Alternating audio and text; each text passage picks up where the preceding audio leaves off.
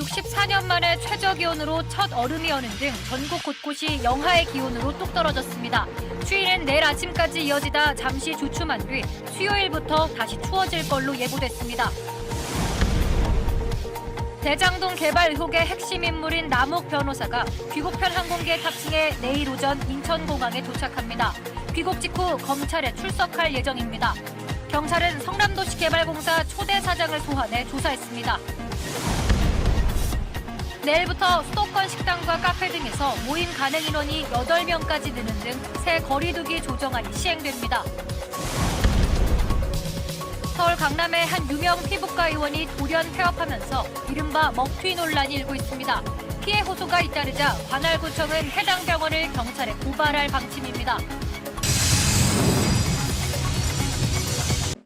다음 소식입니다.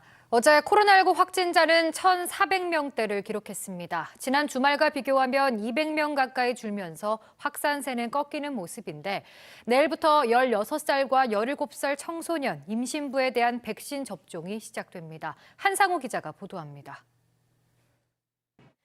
단계적 일상 회복으로의 전환을 앞두고 내일부터 2주간 새 거리두기 조정안이 시행됩니다. 수도권은 최대 8명, 비수도권은 10명까지 사적 모임이 가능해지지만 여전히 영업시간은 제한돼 있어 아쉽다는 반응입니다. 장훈경 기자의 보도입니다. 지난해 서울의 각 구청에서 방역수칙을 어긴 자영업자들에게 일시적으로 문을 닫으라고 한 처분이 위법이란 판결이 이어지고 있습니다. 과도한 행정처분이었거나 법적 근거가 없다는 건데 피해를 입은 자영업자들은 단체로 법적 대응을 검토하고 있습니다. 최선길 기자입니다.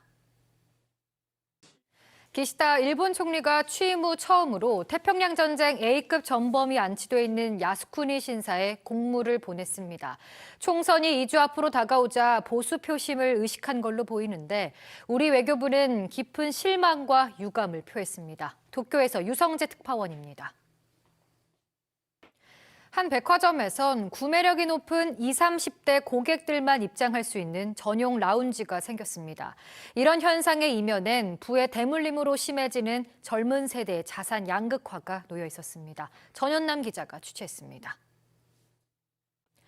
곧 다가올 단계적 일상 회복으로의 전환에 맞춰 대학들이 대면 수업을 늘리기 시작했습니다. 그런데 갑작스레 이뤄지다 보니 일부 학생들은 종강을 2달 앞두고 급히 자취방을 구해야 해 혼란이 벌어지고 있습니다. 송인호 기자가 보도합니다. 한국석유공사가 국내 기술로 처음 개발한 베트남 가스전을 러시아 국영회사에 팔기로 했습니다. 그런데 오히려 600억 원을 더 얹어줘야 하는 조건입니다. 여기에 카자흐스탄 광고 사업에선 무려 2,200억 원을 떼일 위기에 처했습니다. 하정현 기자입니다. 8시 뉴스 마칩니다. 시청해주신 여러분 고맙습니다.